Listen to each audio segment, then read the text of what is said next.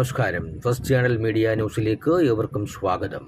അധ്യാപക സംഘടനയായ AKPCTയുടെ നേതൃത്വത്തിൽ വിവിധ ആവശ്യങ്ങൾ ഉന്നയിച്ച് സർക്കാരിന് അവകാശ പത്രിക നൽകി സെക്രട്ടേറിയറ്റിലേക്ക് മാർച്ചും ധർണയും സംഘടിപ്പിച്ചു.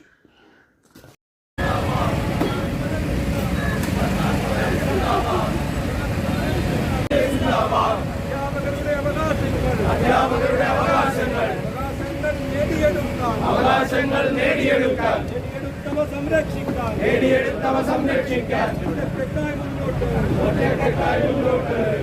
ദേശീയ വിദ്യാഭ്യാസ നയത്തിന്റെ ചുവട് പിടിച്ച് ഉന്നത വിദ്യാഭ്യാസ രംഗത്ത് ഫെഡറലിസവും ജനാധിപത്യത്തെയും സർവകലാശാലയുടെ സ്വയംഭരണാവകാശവും ഇല്ലായ്മ ചെയ്യുന്ന കേന്ദ്ര നയങ്ങൾ തിരുത്തുക, സ്റ്റാറ്റ്യൂട്ടറി പെൻഷൻ സംവിധാനം പുനഃസ്ഥാപിക്കുക, കേരളത്തിലെ ഉന്നത വിദ്യാഭ്യാസം തകർക്കുന്ന ചാൻസലറുടെ ജനാധിപത്യ വിരുദ്ധത അവസാനിപ്പിക്കുക, ക്ഷാമബത്ത 53% വർദ്ധിപ്പിക്കുക, ക്ഷാമബത്ത കുടിശ്ശിക തുക ഉടൻ അനുവദിക്കുക,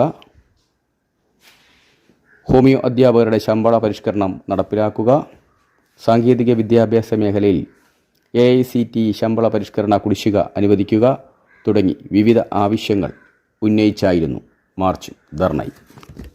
ഏതാണ്ട് 23 ആവശ്യങ്ങൾ ഉന്നയിച്ചുകൊണ്ട്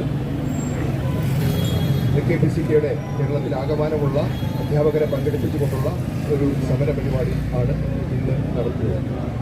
ഈ AKPCTA പ്രസിഡന്റ് A. നിശാന്ത് അധ്യക്ഷനായി. 1990കളുടെ ആദ്യത്തോടുകൂടി നമ്മുടെ രാജ്യത്ത് നടപ്പിലാക്കിയ പുത്തൻ സാമ്പത്തിക പരിഷ്കരണത്തിന്റെ ആഗോളവൽക്കരണ നയത്തിന്റെ ഭാഗമായി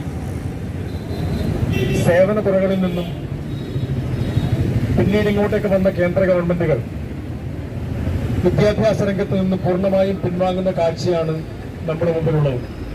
വിഷതത്വങ്ങൾ ആഴത്തിലിറക്കാൻ പാകത്തിലുള്ള ഒരു നയവുമായിട്ടാണ് കേന്ദ്ര ഗവൺമെന്റ് മുന്നോട്ട് പോയിക്കൊണ്ടിരിക്കുന്നത്. ഉന്നത വിദ്യാഭ്യാസ രംഗത്ത് ഫെഡറൽ തത്വങ്ങളിൽ നിന്ന് പരിപൂർണമായും പിൻവാങ്ങുകയാണ്.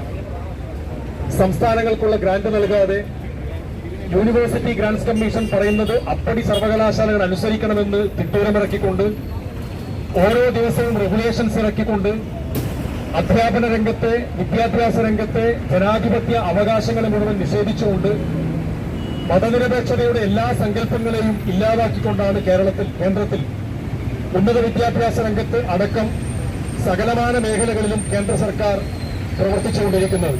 CITU ദേശീയ വൈസ് പ്രസിഡന്റും മുൻ മന്ത്രിയുമായ J. മേഴ്സിക്കുട്ടിയമ്മ മാർച്ചും ധർണയും ഉദ്ഘാടനം ചെയ്തു. അവിടെ പഠിപ്പിക്കുന്ന അധ്യാപകർക്കും കോളേജുകൾക്കും വളരെ കൃത്യമായി സംതൃപ്തമായ ഒരു അന്തരീക്ഷം. കോളേജിനും ഒരു ജനാധിപത്യവൽക്കരണം എന്ന് പറയുന്നത് സംതൃപ്തമായ ഒരു അന്തരീക്ഷമാണ്. അവിടെ പഠിപ്പിക്കുന്ന അധ്യാപകരുടെ ന്യായമായ അവകാശങ്ങൾ, വേജസ് അടക്കമുള്ളത്, ആ അവകാശങ്ങൾ കൃത്യമായി നൽകുക എന്നത് അവരുടെ സംതൃപ്തമായ മനസ്സ് ബേസിക്കായ ഒരു അടിസ്ഥാന ഘടകമാണ് വിദ്യാഭ്യാസം മികച്ചതാകുന്നത്. പുതിയ ഗവർണറെ നമ്മൾ പ്രതീക്ഷയോടെ നോക്കുകയാണ്. അദ്ദേഹം ജനാധിപത്യത്തെയും ഫെഡറൽ സംവിധാനത്തെയും മാനിക്കുമോ? ഇന്ത്യൻ ഭരണഘടനാ വ്യവസ്ഥകളെ അദ്ദേഹം ഉയർത്തിപ്പിടിക്കുമോ? ഭരണഘടനയ്ക്ക് വിധേയമായി ആയിരിക്കുമോ നമ്മുടെ പുതിയ ഗവർണർ പ്രവർത്തിക്കുക എന്നൊക്കെ നമ്മൾ സാഗൂതം നോക്കുകയാണ്. എന്തായാലും ഒറ്റയടി പഴയ ഗവർണറുടെ പാരമ്പര്യത്തിലേക്ക് പോകുമെന്ന് നമ്മൾ എന്തായാലും പ്രതീക്ഷിക്കുന്നില്ല. കാരണം രാജ്യത്തിന്റെ വികസനത്തിന്, പുരോഗതിക്ക് ഏറ്റവും ബേസിക്കായ ഒരു ഘടകമാണ് വിദ്യാഭ്യാസ മേഖല.